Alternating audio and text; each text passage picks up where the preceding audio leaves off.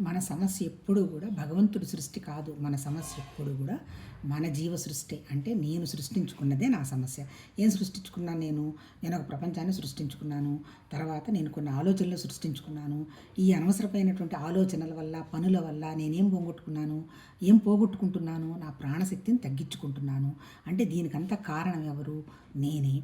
మళ్ళీ నేనేం చేస్తున్నాను? ఈ కారణం పోగొట్టుకోవడానికి ఇంకొక ఉపాధి మీద ఆధారపడుతున్నా. ఎవరు? వాళ్ళు జ్యోతిష్యులనండి, వాస్తానండి, లేదంటే ఏదో మనకంటే వీళ్ళేదో గొప్పవాళ్ళు అనుకుంటున్నాం. అవన్నీ ఏవి కాదు. నువ్వే నీ జ్ఞానంతో నిన్ను ఇబ్బంది పెడుతున్న విషయాన్ని ఏదో నువ్వే గ్రహించాలి అంతే. మనిషి ఇబ్బంది పెడుతున్నాడు, వాళ్ళ లక్షణాలేంటి, వాళ్ళు చేసేటువంటి పనులేంటి, వాళ్ళ ఆలోచనలు ఎలా ఉన్నాయి అనేటువంటి విషయం నువ్వు గ్రహించావంటే వాళ్ళేంటో నువ్వు గ్రహిస్తావు.